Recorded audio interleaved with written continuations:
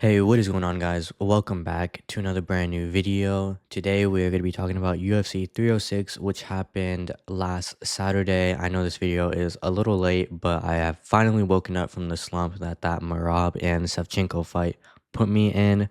But yeah, it's a little late, but I still wanted to get this video out for you guys and talk a little bit about UFC 306, which happened in the sphere for Noche UFC. So let's just get right into it.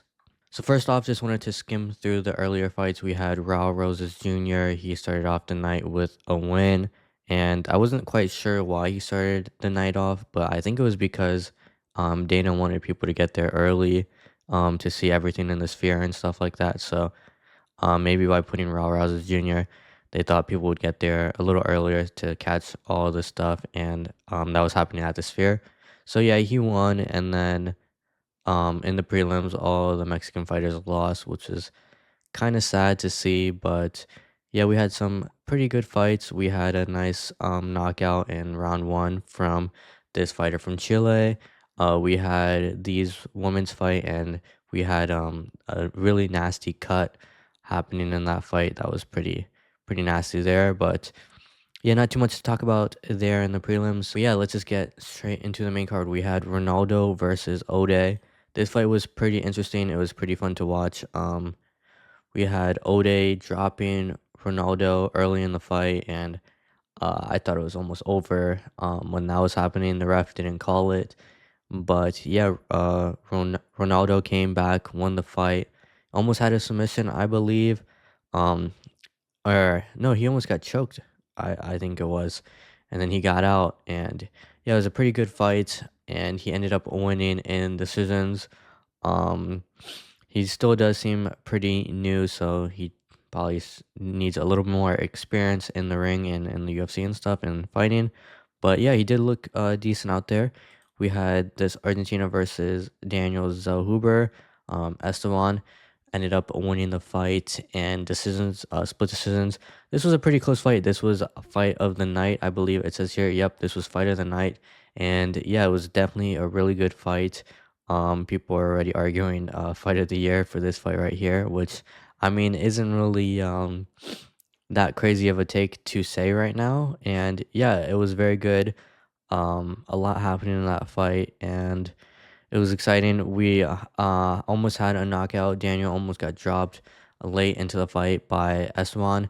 But yeah, Esteban, he just didn't slow down enough to pick his shots. I think if he just stopped for like maybe a second or two and really picked his shot there, Daniel probably would have got dropped. But yeah, Daniel had decent head movement. I mean, I think he just kind of got lucky that Esteban was a little crazy there and a little unexperienced to just keep throwing shots like that. But yeah, Esteban, if he definitely rested a little bit, this probably would have been a knockout. But yeah, nonetheless, was a very good fight. Daniel, I guess, knocked him down. I don't really remember the fight too much. It happened quite a few days ago, but I do remember it being very enjoyable. We had Diego Lopez versus Brian Ortega. Um, it was a little hard watching Brian lose, and I did say I had Diego, but yeah, I didn't expect him to get dropped. I guess why didn't I count the knockdown there? I'm pretty sure he got dropped in round one. Um, I don't know, but yeah, he ended up winning unanimous decision. Just to go back a little bit, I forgot to talk about who I had in my predictions. I had Ronaldo winning, and I did get that right. And then I had Daniel winning, and I almost got that right. It was a split decision win, but he did not end up winning. It was a very good fight, though. I don't really mind losing my prediction there because that was a very close fight and interesting fight and fun fight to watch. Anyways, I had Diego winning, so I was two for three in the night so far. Yeah, it was kind of hard watching Brian lose, but Diego did look really good out there. He dropped Brian in the first round, and then he jumped on Brian, and I guess he was trying to look for a submission. Um, I know Brian is a high level jiu-jitsu artist and stuff, and I guess Diego is too. and I guess he wanted to prove something by submitting another high level jiu-jitsu person, but yeah, he couldn't find it. I think if he just stood Brian up, he probably would have found that punch and maybe finish the fight there. But I don't know if that was a good call by Diego to try to look for submission. He definitely made the fight a little harder than it needed to be for himself. It was still an interesting fight though. Brian is definitely a tough fighter to beat, and yeah, Diego did really good during this fight. And yeah, I'm excited to see what's next for him and for Brian as well. Diego, I'm pretty sure is ranked number 3 by now. Maybe we can check the rankings a little later after I talk about these next two fights, which a lot of people probably do agree.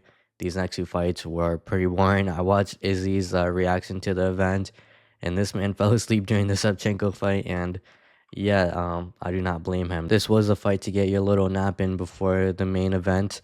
And yeah, this fight was not that interesting. Savchenko dominated Grasso. And I'm not saying this fight was boring because they were just standing there. It was more boring so because Savchenko just really bullied Grasso. I was not expecting this to happen.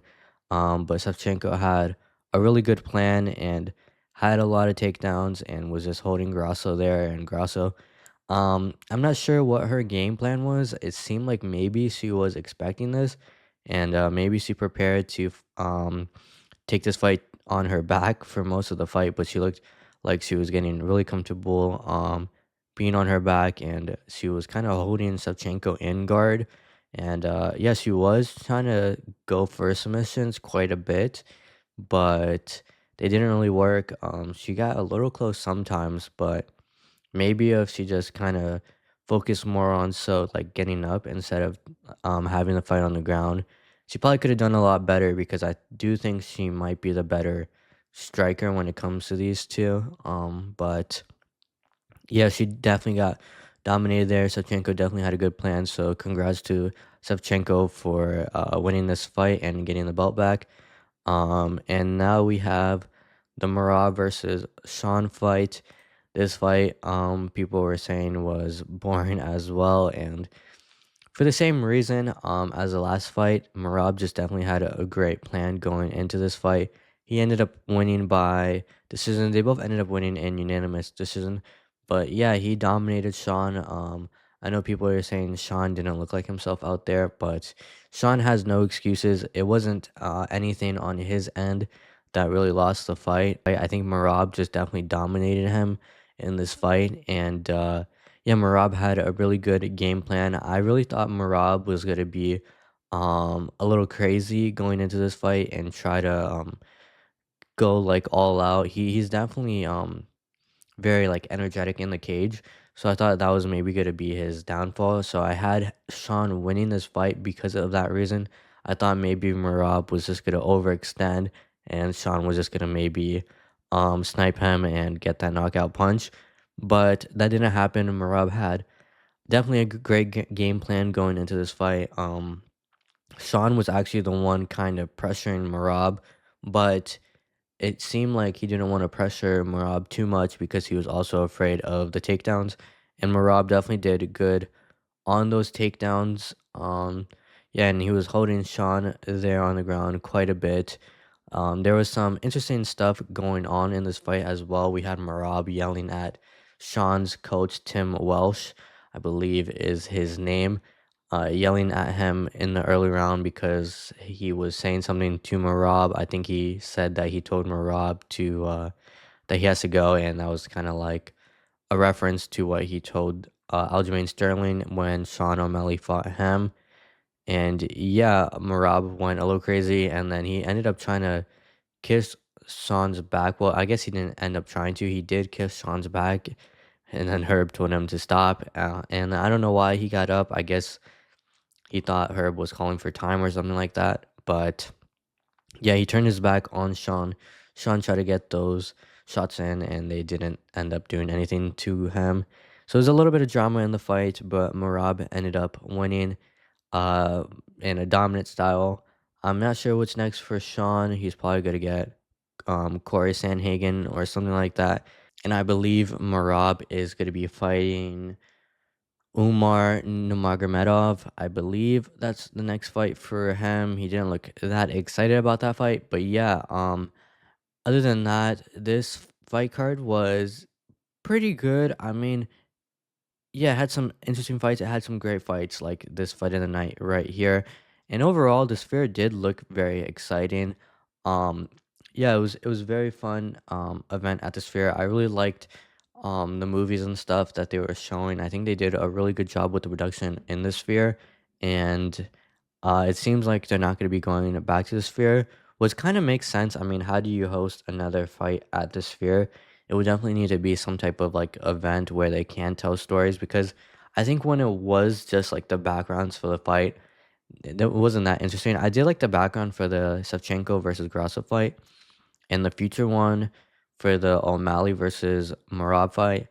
I honestly didn't really like it too much. I mean, the holograms were kind of cool, but yeah, some of the backgrounds weren't that cool, but I definitely did like the visuals when it came to the movies they were showing. But yeah, it was a very interesting, fun night for UFC 306. So congrats to the new champions. And let's just see quickly where Diego Lopez is on the UFC rankings right here.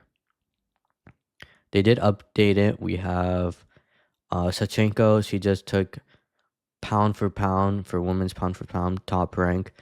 And yeah, where is Diego Lopez? Marab is right here. Diego Lopez number 3, and then Brian moved down too. So that's very interesting. I'm not sure who he'll be fighting next, but it will probably be a very interesting fight nonetheless. But yeah, that's it for this video. Let me know what you guys thought about UFC 306, and I'll catch you guys in the next video. Don't forget to comment down below your thoughts and opinions about the event. Also, don't forget to hit that like button and that subscribe button. It means a lot, and if you guys want to support, that is the best way of doing it. And I'll catch you guys on the next video. Don't forget to stay fresh.